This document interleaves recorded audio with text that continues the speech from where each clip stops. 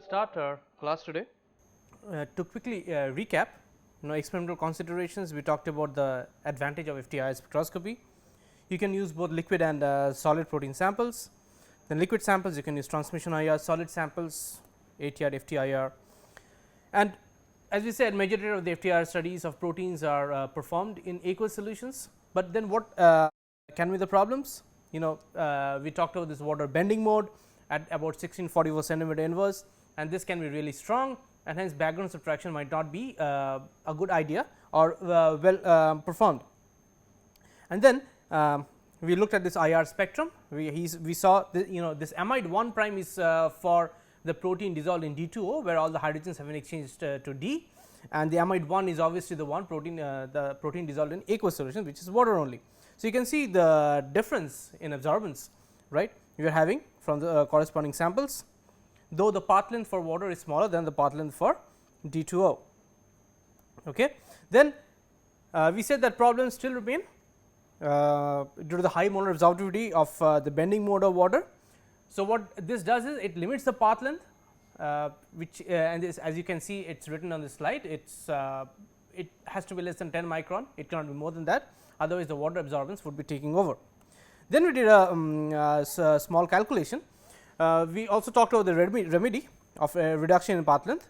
Then the remedy was using D2 as a solvent, and then we described why, because the bending mode for the OD vibration is shifted far out from the amide 1 window, and hence not only does this reduce the background problem, but what it does also is it gives you a flexibility in terms of increasing your path length, so that you can use lower protein concentrations, right, because this is transmission or absorbance which is based on Lambert-Beer's law, and there obviously the absorbance is proportional to your concentration and path length.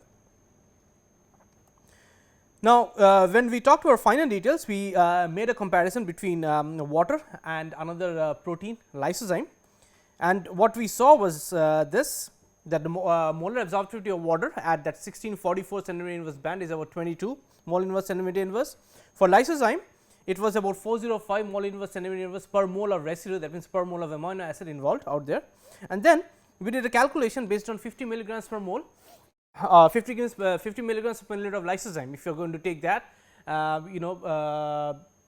to acquire an FTIR spectrum, what are we going to get? So, if you look at this at 55 millimolar, so this is what I would bring your attention to again. So, this is kind of the last thing we were discussing, right, in the previous class. At 55 molar, there are water, there is a molar absorptivity of water is 55 times 22, which is 1210 centimeter inverse. Remember last time I said that I made a mistake, it was 20 at that time, and I moved it to 22 or corrected it to 22. Now, the molar absorptivity for 50 grams per milliliter of lysozyme is 182.9 per centimeter of path length.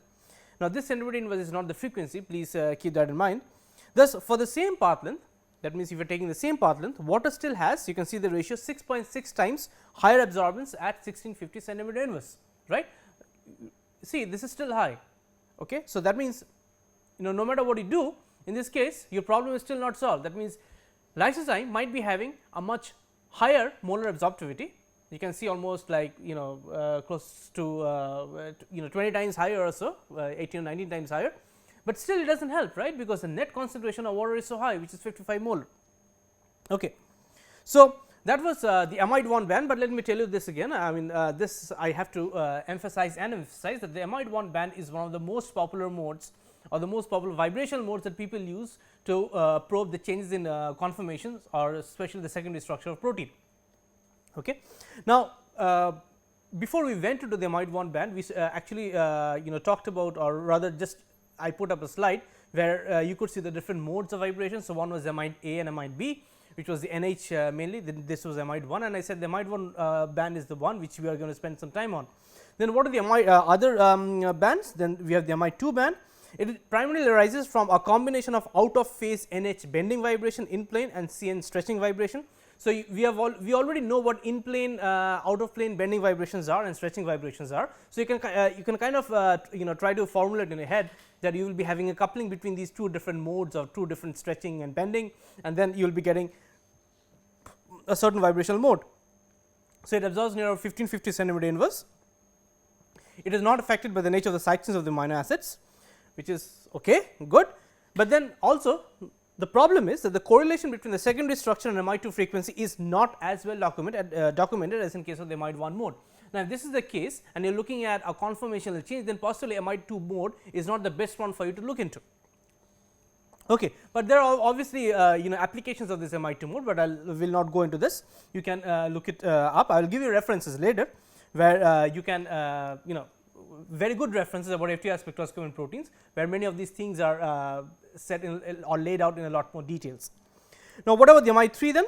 So, the Mi3 is primarily arises from a combination of in phase NH bending vibration and STN stretching vibration, right. So, the other one was out of phase and this is in phase. It absorbs in the range of 1400 to 1200 centimeter inverse. It is affected by the nature of side chains of the amino acids. Now, that is that can make it a little more complicated, but it is less suited for protein secondary structure analysis, again for the same reason. Okay. Now, these were the different modes of vibration that can be present. The different modes means main modes. There are also some other modes known as the skeletal vibration, all those things which can be present. Now, before we end this discussion on IR, I would like to spend the rest of this class, and I think it would consume the rest of the class, on the instrumentation, because if you remember, we spent some time on the UV visible spectrophotometer instrumentation, where we discussed how you have the double beam versus single beam, why you need the double beam, why it gives you the absolute absorbance or absorption spectrum.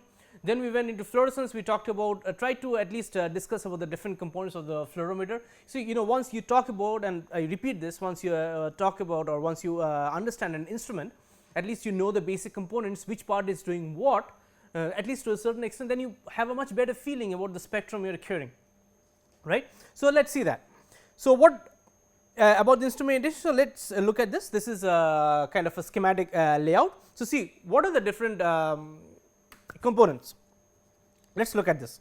One component is your IR source. Remember, there is an IR spectrum. So, you should be having an IR source which is coming out. So, then this is the IR source. So, that is one which is very important, the IR source. Now, then there is one very important thing which is known as the interferometer, and I will discuss it in some detail later. But this interferometer is probably the most important part of an FTIR spectrometer or Fourier Transform infrared spectrometry. That is what we are talking about. I will tell you the significance of this word, where this word comes from as we go on through the class, but just take it from me right now. Now, then you have many mirrors, beam splitters and all these things. Okay. Now, the other thing is you have to place a sample somewhere. So, this is your sample compartment, right, and then you have your detector, because the detector is the one where you would be detecting your signal, and then you process it with the computer or whatever you have on hand.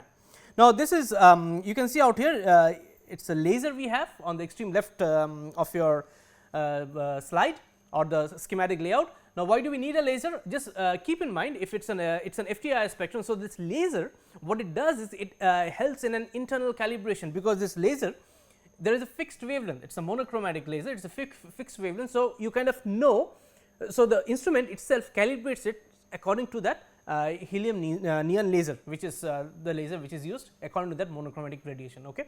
So, these are the main components. What we have, the IR source which we need, we have an interferometer, you will soon understand the significance of this. Then you have a sample compartment, you have a detector, and you have a laser which helps in the internal calibration. And these different beams are passed to different optics, like a beam splitter you have here, it is a beam splitter. Now, beam splitter, I will tell you what it means. Beam splitter simply means it splits a beam into two or multiple components, whatever.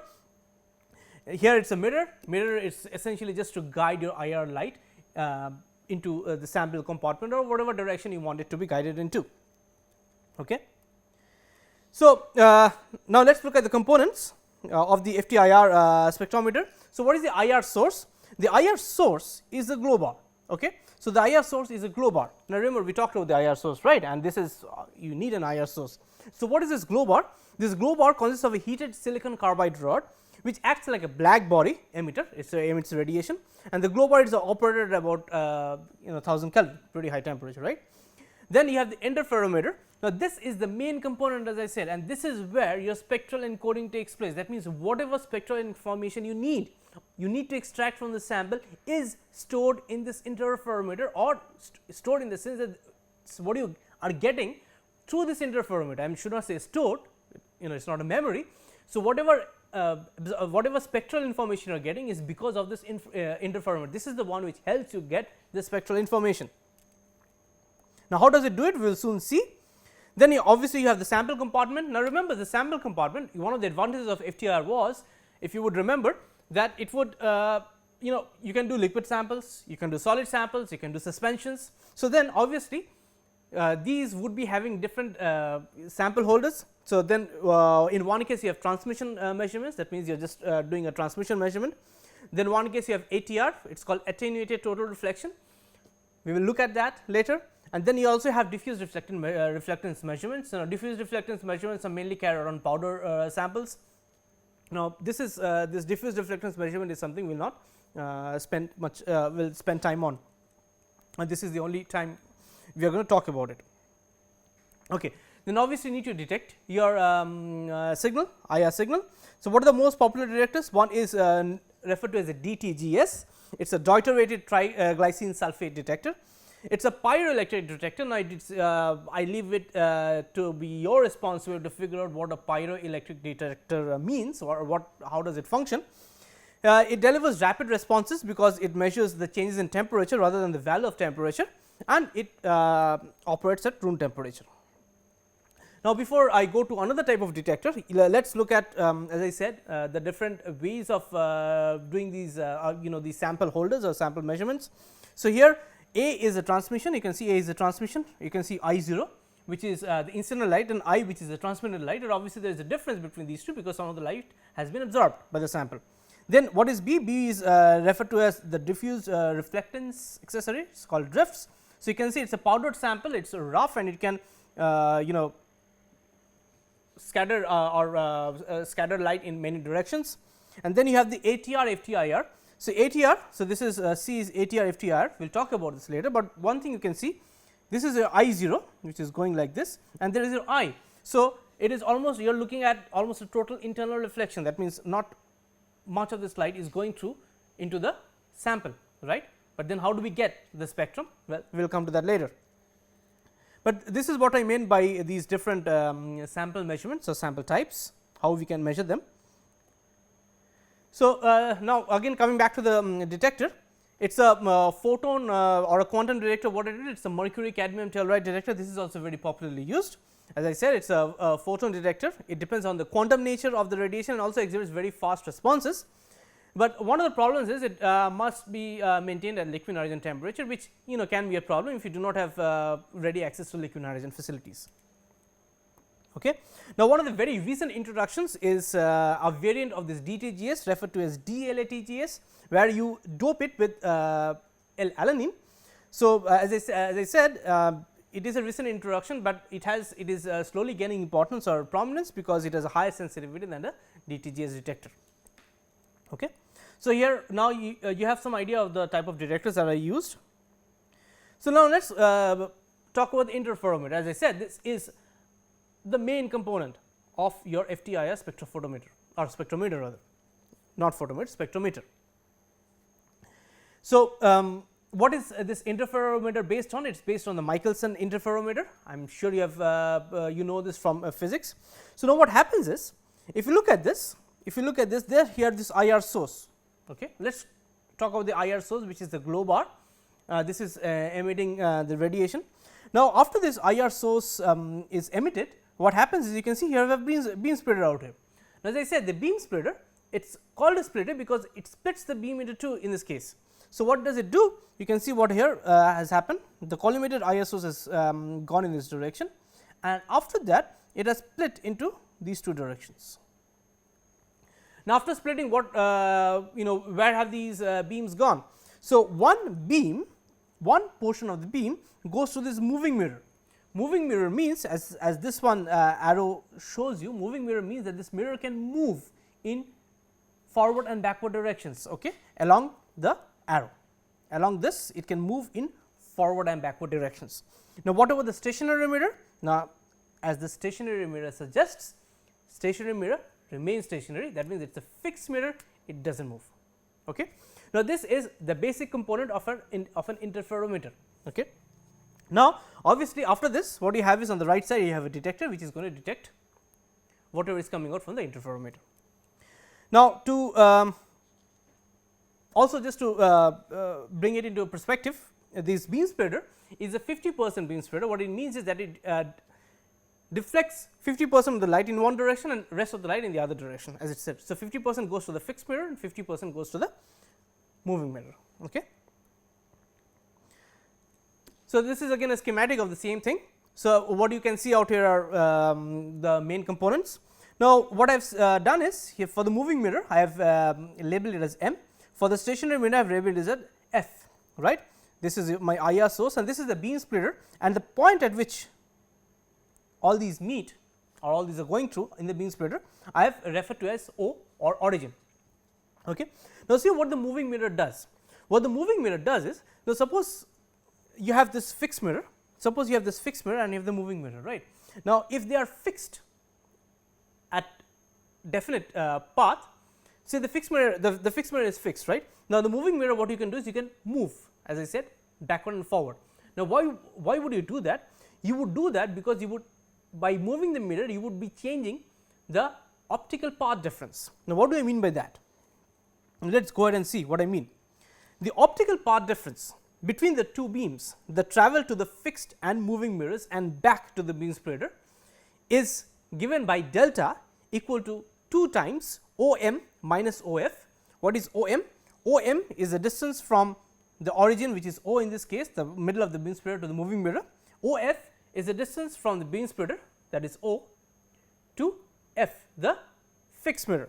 Okay. So, this delta, there is the optical path difference, is twice the difference between these two, because you can understand why it would be twice. I leave that up to you, but delta is known as the retardation. So, this optical path difference is also referred to as retardation, or this delta is also referred to as retardation. Okay. Now, why is this so important? Now, this optical retardation is a key characteristic of your FTIR spectrometer. How is this so? Let us look at this. Okay. So, here again you see what happens now. Now, suppose there is no optical path difference. No optical path difference means delta is equal to 0. That means OM is equal to OF. That means whatever distance F is from O, M is also at the same distance from O, right. So, this is what we are talking about. Now, see how we have moved the mirror. The mirror can be moved by units of lambda by 4, where lambda is a certain wavelength. Okay. So, this is how I move the mirror. Now, see what happens. What you are doing is you have the fixed mirror and the moved mirror, right. So, both of these are having the IR beam bouncing back and forth. That means, one IR beam goes to the fixed mirror, bounces back, comes to the beam splitter. In other case, you have the moving mirror where the IR beam bounces back and comes to the point O, that is the beam splitter, right. Now, then these two combine. When these two combine, what they give you? These two give rise to an interferogram. So, this is essentially what you are looking at, which is the intensity, versus the optical path difference or the retardation. Now, as you can understand, if there is no path difference, which is at delta equal to 0, that means no optical retardation, obviously your intensity would be at the highest, right. There is no phase difference, nothing, the intensity is the highest, that is the maximum. Now, what happens is at an non-integral number of wavelength, that means when you go to delta is equal to lambda by 2.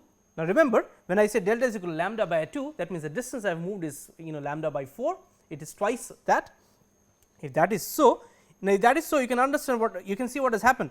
In this case, you can see when they meet, when these two beams meet, that is one beam bouncing from the fixed mirror and the other beam bouncing from the moving mirror, when they meet you can see it is at minimum, that means they interfere destructively. So, at delta is equal to 0 you have constructive interference, at delta is equal to lambda by 2 you have destructive interference. Now, then you again move by lambda by 4, which is 2 times, then is again lambda by 2, that means you come to delta is equal to lambda, again you have constructive interference, right. So, this is how it goes on. So, that means you kind of give rise to an interferogram. So, it is an interference pattern, right.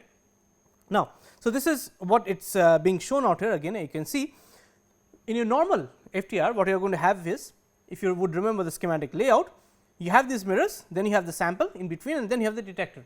So, once you have the sample, it will be absorbing, then because it is a transmission or an absorbance measurement, then you have to have a background, that means you have to do the blank. So, you will be putting a blank and then you will be doing some mathematical processing, which we will talk about later. But as it is seen here, the light waves from mirrors M and S are generally out of phase with each other, right. And what this one is showing is the beams from mirrors M and S are shown separate, but they are actually superimposed. We are just trying to make the point that both the beams come to the detector, but what you are actually doing is you are actually looking at the interference pattern. Okay. So, this is the main component of the FTIR spectrometer, which is your interferogram. That means, while you are moving the mirror, you are changing the optical retardation of the optical path, and then by doing that, what you are doing is you are bringing about constructive and destructive interferences, and that is being recorded by the that is being spit out or being given by the interferogram, and it is being recorded by the detector. Now, moving forward, as I said, when the fixed and movable mirrors are at the same distance from the beam splitter, this is referred to as the zero path difference or ZPD. So, here as I say, you can see this is a case for delta is equal to 0, you will soon see this is a case for delta is equal to 0. So, this is say from the fixed mirror, the top one is from the fixed mirror, the bottom one is from the moved mirror. Okay. So, say this is from the fixed mirror, this is from the moving mirror. Now, both of these are in phase, constructive interference and their intensities respectively add up. Okay. Good. So, at this point, as I said, the beams interfere constructively, since the two beams are in perfect phase with each other. Now, if that is so, what is going to happen? So, all light from source reaches the detector and none returns to the sources, or in this case I should say source. Okay. I should get rid of the sources, right. So, anyway, bottom line is that whenever you are having a zero path or there is zero path difference is zero retardation, zero optical path difference, that means these two beams coming from the two mirrors are going to interfere constructively. Okay. Now, then what happens if they do not do that? So, let us look at another extreme. So, here is an extreme where the waves are completely out of phase, right, the waves are completely out of phase. So, this happens for delta is equal to lambda by 2, if you remember that figure, that slide. So, in this case, the optical path difference is 1/2 of the wavelength. Beams at the point of recombination on the beam splitter show destructive interference, that means they destroy each other. Because they destroy each other, you can see there at those points, I mean there is almost no, the resultant, this is a resultant, right. This resultant, there is almost no intensity coming out, not almost, actually none. If you compare this with the previous slide, you can see this is a constructive interference, where you had enhancement, that means these two were adding up, but in this case, as you can see, there is almost nothing, right. So, now in this case all light returns to the source and none goes to the detector. Obviously, what will go, because there is nothing, everything has there is a destructive interference, you do not have anything to go to the detector. Okay. Now, let us ramp it up a notch. So, when you are talking about a glow bar, IR source, you are not going to have one frequency, you are going to have many frequencies coming together. Now, how would it look? So, let us look at this. So, this is on the left, you have a typical interferogram, okay, that means the interference pattern that is coming from the interferometer, and you can see on the right out here, this is the frequency domain. Frequency domain means you know what frequency of light you are putting in. So, okay. So, if you look at the frequency domain, in this case you have a frequency of nu 1, okay. Say nu 1 centimeter inverse, I do not know what the frequency is, let it be nu 1. So, because it is nu 1, what you have is you have a certain pattern for nu 1, you can see these dotted lines, these dotted lines are nu 1. Now, what I do is I take another monochromatic source which has nu 2. So, this is nu 2, okay. This is nu 2. Now, this I superimpose on nu 1. So, that means the solid line, this is the solid line which is nu 2, right.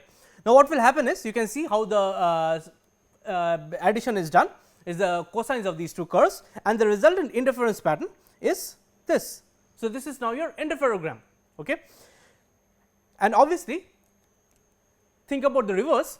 Now, if you do not look at the bottom spectrum, at the top spectrum what you have done is you have taken nu 1 and nu 2, this nu 1 and nu 2 you have put in, you have added up, but suppose you do not know what they were, you had the interferogram, then you would do a certain mathematical operation called a Fourier transform, and what you will get from this superposition, you will get these two frequencies nu 1 and nu 2, okay. That is essentially what the idea is. So, what the spectrometer is doing for you is the spectrometer is getting the interferogram, and from the interferogram you are doing a mathematical transformation called a Fourier transform. Okay, we will come to this later, and then you are getting the corresponding spectrum. Your spectrum essentially is what? Your intensity versus your frequency. Okay. So, here again the same thing here, interferogram for a monochromatic radiation. This is an interferogram for two radiations superimposing on each other, nu 1 and nu 2. Now, see what happens. This is a typical radiation from a glow bar. As I said, a glow bar is a continuous radiation. It's not having discrete radiations, it's many overlapping radiations. That's why it's called a continuous radiation. Now, because it is a continuous radiation, see what happens. Because it is a continuous radiation, see what the corresponding interference pattern is like, right? How the interferogram looks like. You can see there is a one center burst. This is really high. Remember, at 0 path difference, where delta is equal to 0, each and every wavelength will be in phase. Because each and every wavelength will be in phase at 0 optical difference, each and every wavelength, that means light or wavelength of light, would be constructively interfering with each other. As a result, you are going to have the maximum at the 0 path difference, which is delta equal to 0. Now, depending upon how many wavelengths you have in the continuous radiation, because they will be having different natures, different superimpositions. That's why what you can see is you have the center, and as soon as you move away from this delta is equal to 0, because your x axis is delta, right, as it says delta. So, delta is in centimeter, that is the amount by which you are moving the mirror. You can see it dies down very fast. It just means the more number of the more number of wavelengths you have out there in terms of a continuous radiation, the faster will it decay from that center delta is equal to 0. It means the more will be the destructive interference. Now, that is understandable. Okay. Now, let us look at this. This is a typical interferogram you get from a glow bar. You can see what it means. See, again here this is the peak at 0 path difference, and after that everything else almost you see nothing, right. There is almost everything is just died down so quickly, right. And because glow bar has a huge range of frequencies, this is typically what is happening. There is almost nothing at the flanks of this most intense thing. So, this is again delta is equal to 0. Okay. So, then what are the features of the glow bar interferogram? Let us now look at it. So, at 0 retardation, all waves from all frequencies are present in phase. That is what I was telling you. Hence, the signal I delta is always maximum at delta is equal to 0. I delta means the intensity of the interferogram at delta, which is the path difference. So, this feature is known as the center burst. That means, at the center you have a certain burst in signal. Okay, good. Now, if you are okay with that, then what happens is, if one moves away from the center burst in either direction, the interferogram dies away very rapidly into many lower amplitude oscillations. That is why, if you would remember, the previous slide, you can see this is your center burst, right. So, this is your, I can write this is your center burst, and then on the flanks you almost have nothing. So, that means the oscillations have totally died down because of destructive interference. Okay.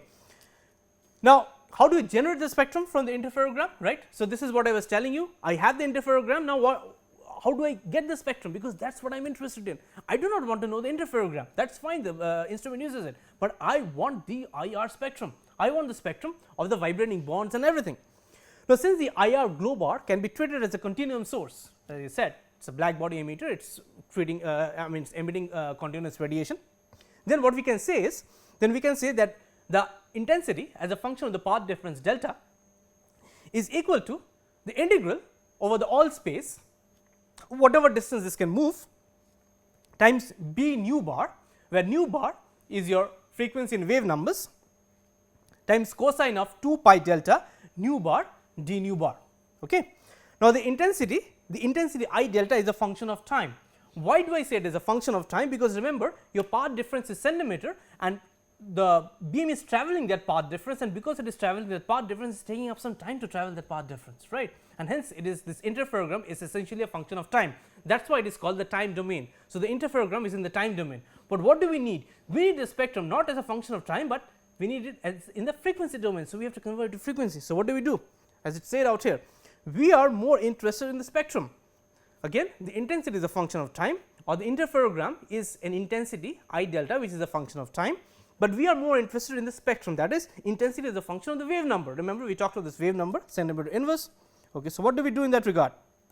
What do we do is we do a mathematical transformation, a mathematical trick known as Fourier transform, where we say is that B nu bar is equal to minus infinity to plus infinity I delta cosine of 2 pi delta nu bar d delta.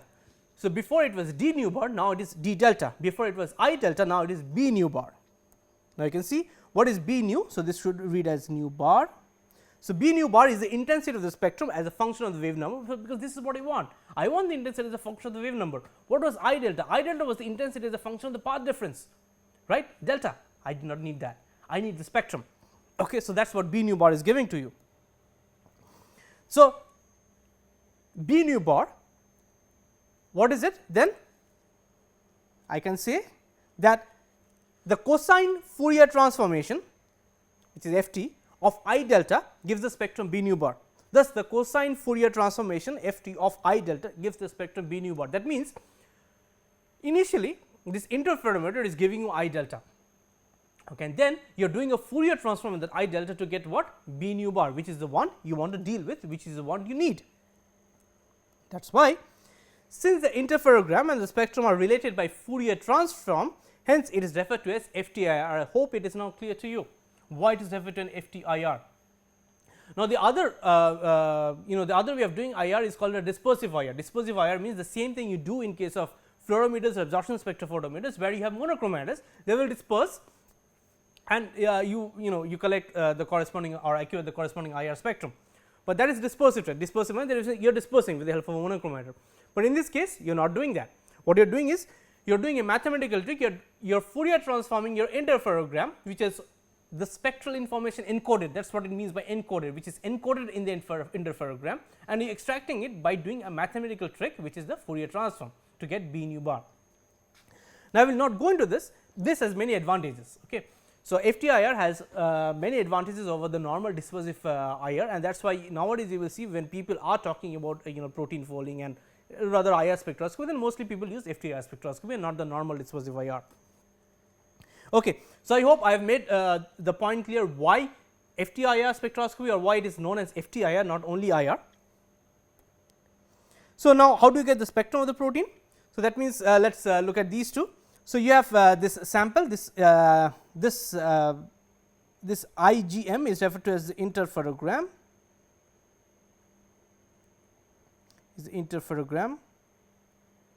okay. It is the interferogram. So, you can see you have the sample out here, this is the corresponding interferogram of the sample, you do a Fourier transform, FFT refers to as fast Fourier transform, but do not worry about that, and then this is the corresponding the sample spectrum. Okay. Then you have the background, remember it is a transmittance or an absorbance, because we are we need the actual spectrum of your sample, which is a protein, then you have to subtract, so you have to get rid of the background, right. So, then after the sample is done, what you do is you replace the sample with a background, or either way you can do the background first and then take the sample. So, then this is your background, this is the corresponding spectrum from your background. So, now what you do is a ratio of this gives you the percent transmittance, and for the from the percent transmittance you take a minus log of that, you get the corresponding absorbance, and this is what you see out here. Okay. So, this is what you see out here, this is your corresponding absorbance spectrum. Now, what is the deal? So, the deal is this, the deal is, why is it called a sample single beam? You can see this is referred to as a single beam.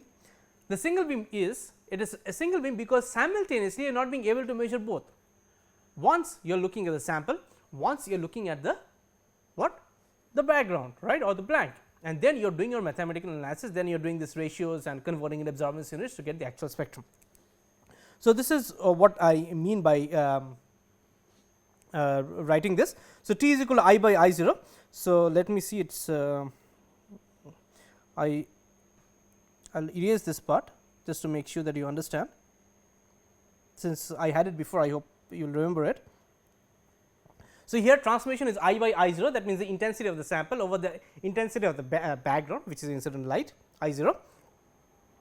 So, then A is equal to minus log of t, and after that you get your absorbance spectrum. Okay. So, that is typically how you will get your protein spectrum, and in case of protein your background will either be buffer in H2O if you are doing a transmission measurement, or buffer in D2O, okay, whatever. Now, what does the transmission sample cell look like? This is how it looks like. These are liquid samples. You can see it is for liquid samples you have these IR transparent windows. This is a IR transparent windows. They have to be IR transparent, right, because otherwise they will absorb all your IR radiation. Then you have a spacer. This spacer, what does this spacer mean? This spacer means that you can, by changing the thickness of the spacer, you can change the path length. So, you can from 10 to 1000 micron you can go, and these are two fixing plates. So, these are two fixing plates which actually hold your sample cell together, right. Okay. And this is typically how a sample holder would look like. This is as you can see from SPECAC, and then from Harrick Scientific. So, sample cells can have also different connections. So, for example, if you are doing a protein folding study or unfolding study, you are going to ramp the temperature up. So, you would need some accessory like a temperature jacket and a temperature controller, and it would be connected to something which would probe the temperature. So, all those things can be incorporated on a regular basis. Okay. What are some of the common window materials which are being used for your sample cells if you are doing a transmission measurement, right? Remember the transmission measurement we talked about. One of the materials is NaCl, one is KBr, one is calcium fluoride, barium fluoride, cesium iodide, zinc selenide. Now, two of the ones which are mostly used are, one is calcium fluoride and the other one is zinc selenide. And if you can correspond look at the useful range. So, these are in centimeter inverse, you read as. So, for example, NaCl it is 40,600 something like that, that is how you read. Now, the problem with NaCl and KBr that they are soluble in water. Calcium fluoride is one of the things which is one of the substances which is mostly used because it is insoluble in water, chemically resistant and mechanically strong. So, this is very important, this is an advantage.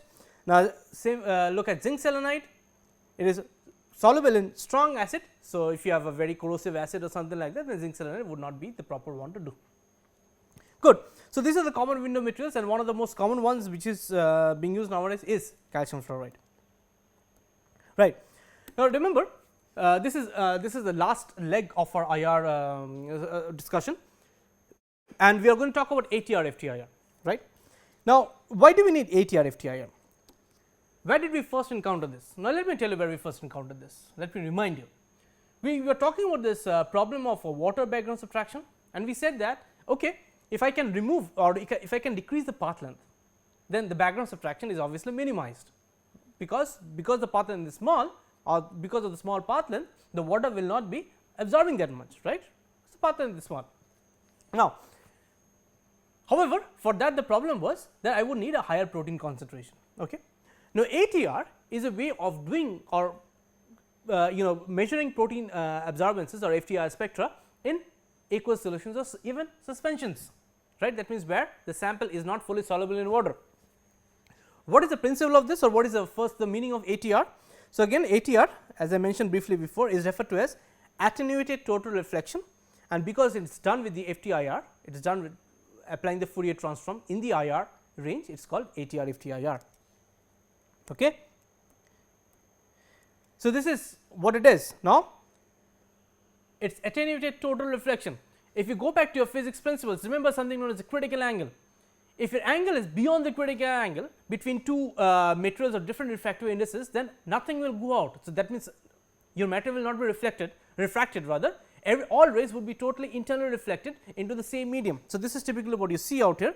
So, this is say N2, this is say N1, right. So, N1 in this case is this one, which is your IR internal reflection element. I will come to that later.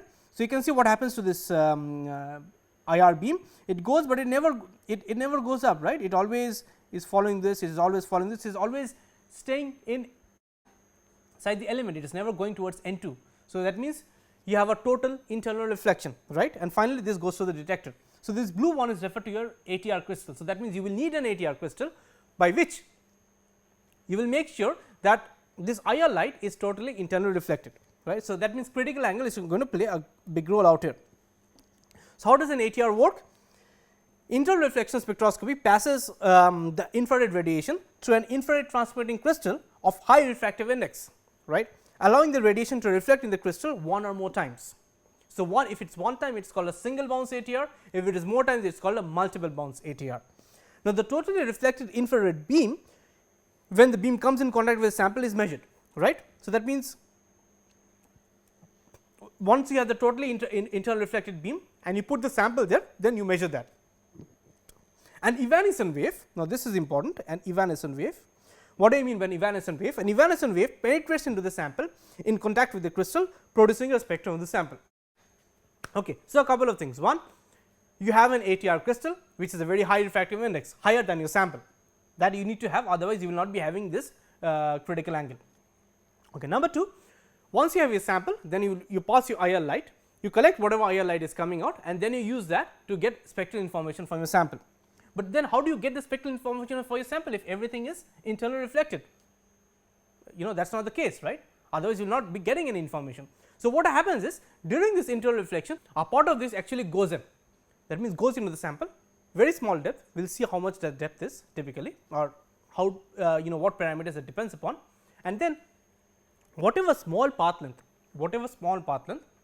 it goes through, the sample absorbs it, right, and then you collect the corresponding spectrum, the interferogram, and then finally you get the IR spectrum. Now, what is the good part? The good part is, no matter how much water you have, you will see soon that the penetration depth is in the order of a few microns, right. That means, the penetration 1 micron, 2 micron, depending on that. So, it is very small, and because if it is very, very small, the background of the water would not be that high, but still you will be getting a decent signal if your protein concentration is relatively high. So, this is what I was meaning.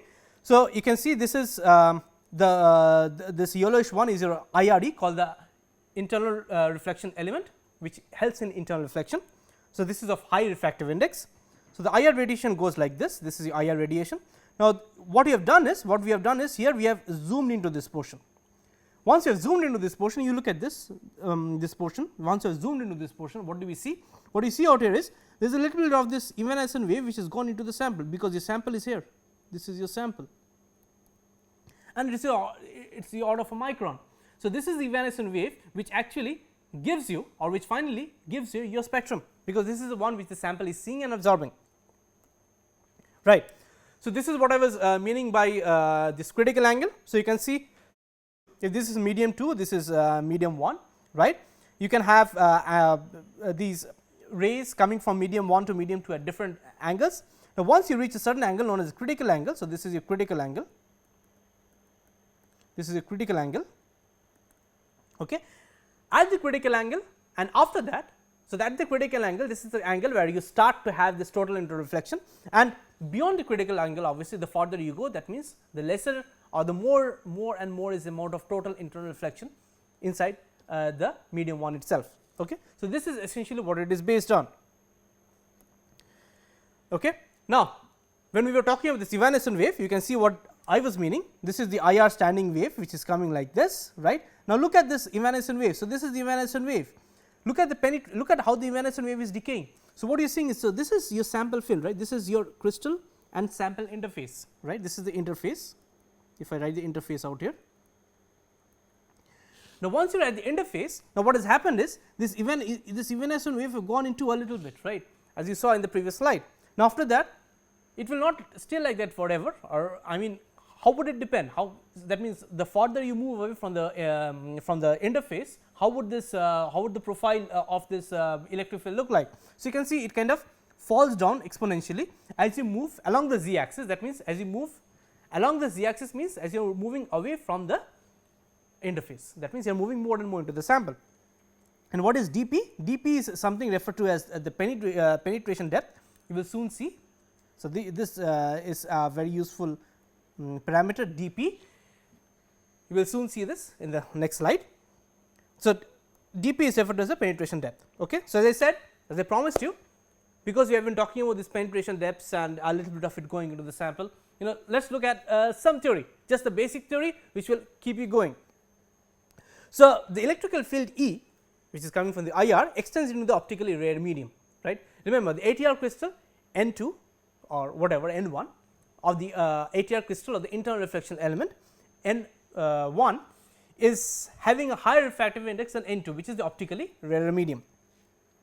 So, even you are at the critical angle or beyond, a little bit of it actually goes into, right. As shown in the previous slide, it decays exponentially as a function of the distance from the surface of the ATR crystal. That is what we just saw. It was decaying exponentially as you moved away from the interface. Now, what is the strength of the E given by this E? So, the strength of the E is given by E 0 times e to the power, which is exponent. So, what is the exponent? So, e to the power minus z by dp. So, what is z? Z is a variable, you are moving along the z axis, right, and what is dp? Dp is the one which was telling you to be the penetration depth in the previous slide. So, as I said, E is referred to as evanescent wave and dp is the penetration depth.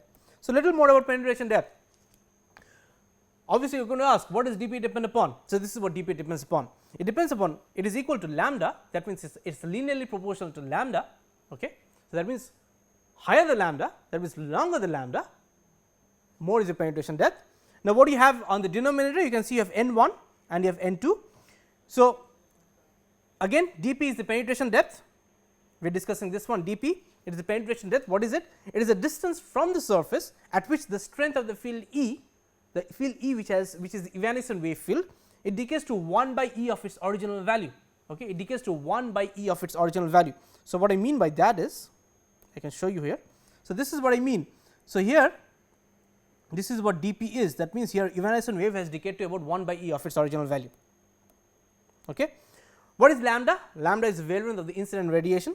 What is n 1? N 1 is the refractive index of the IRD or the internal reflection element, and what is n 2? N 2 is the refractive index of the sample. So, the bottom line is your n 2 has to be greater than n 1, rather your n 1, which is the NIRE or n 1 of the internal reflection element has to be greater than n 2, otherwise you will not be having this internal reflection.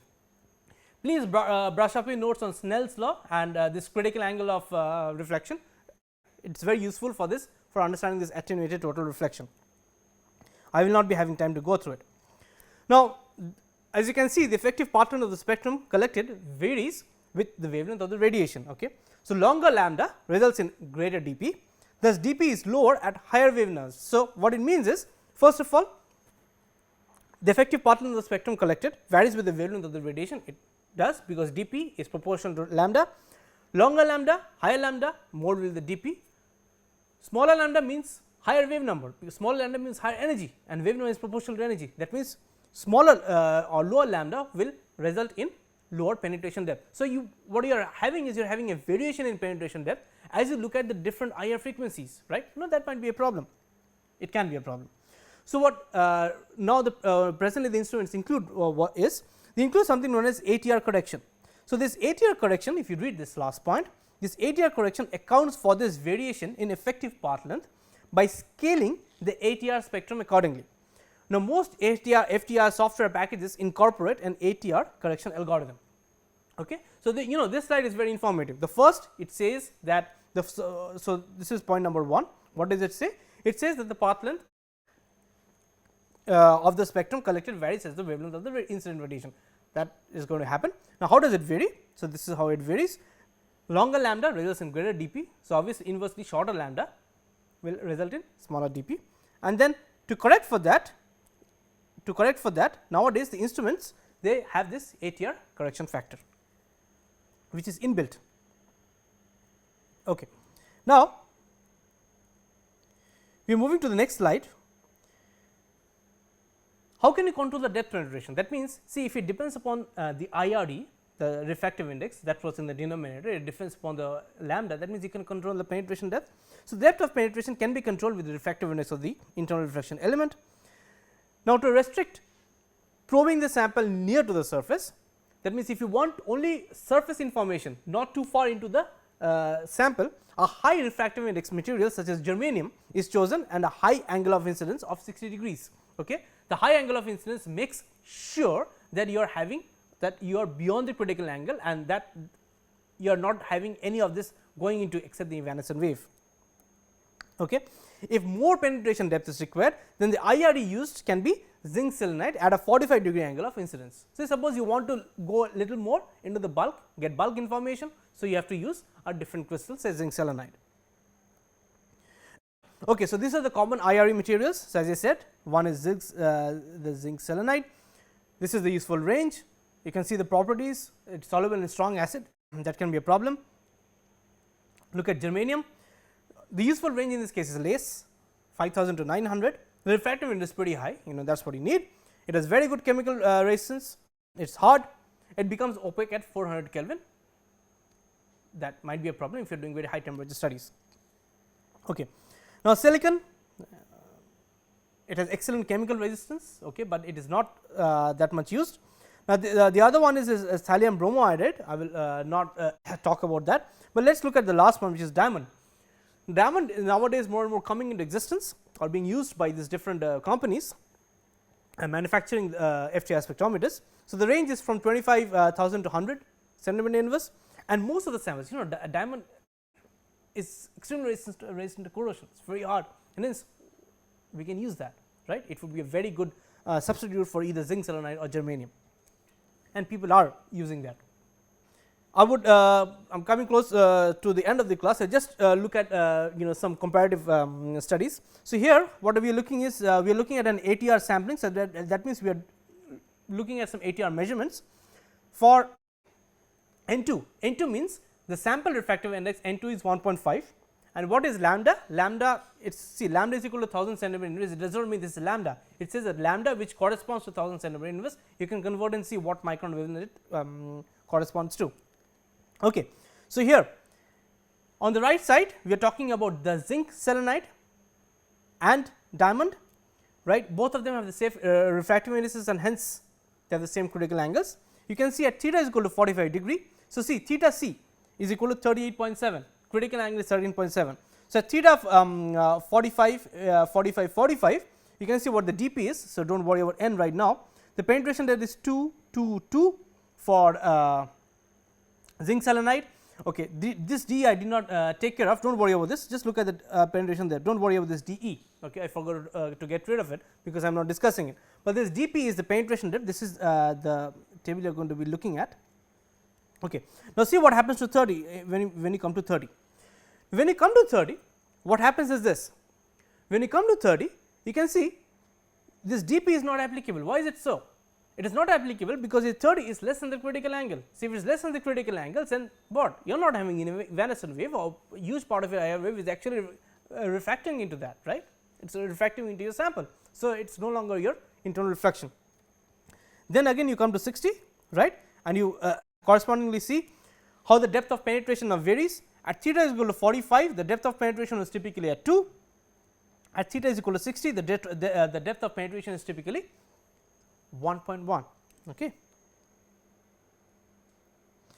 Now, for the germanium, if you are using the germanium as the ATR crystal, now see what happened in this case. So, germanium theta c is 22. So, because theta c is 22, all these angles are greater than the critical angle, and because 45, 30 and 60 are greater than the critical angle, at all these angles you are going to have internal reflection. Okay. But however, see what has happened for germanium at 45, this depth is 0.66, it is in terms of micron, it is 0.66. In case of the zinc selenide or diamond, it was about 2 micron, right. When you come to 60, it is about 0.51. At 30, which you cannot do from the diamond and zinc selenide, it is about 1.2. Okay. So, this is just to have an idea. And finally, I just want to tell you these things. What is a single bounce ATR? The single bounce ATR is one case where you can see that it is bouncing only one time, right. It does not spend much time within the sample, it just bounces one time off and then goes into your detector. So, it is generally used for strong absorbers and solid samples, liquids. A strong absorber, if it absorbs very strong, then it might be a problem. Okay. So, you would not be getting a lot of stuff coming through. And then this is the case for multi bounce ATR. You can see how many bounces it is making. So, how many times it is traversing. So, it is a broad sampling area, it provides greater contact with the sample, and it is used for weak absorbers and dilute solutions. Okay.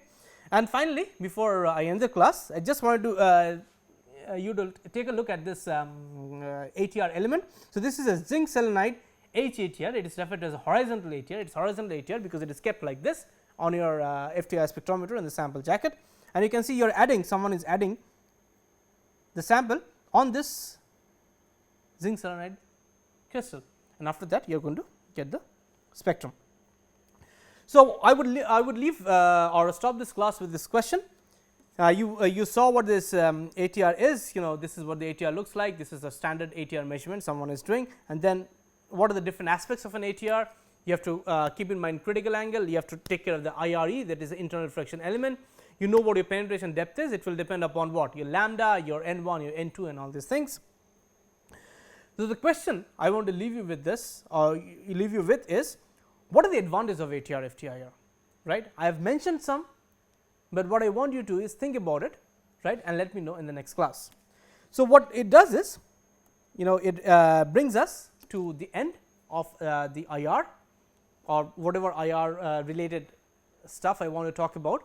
I did spend some time on the instrumentation because I want to have you to have a feel of it, because these instruments are being readily not only readily, they are being frequently used in studying protein spectra.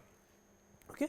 So, next class what I will do is I will start with CD, which is another very important spectroscopic tool for measuring protein conformation or doing protein conformation. Okay.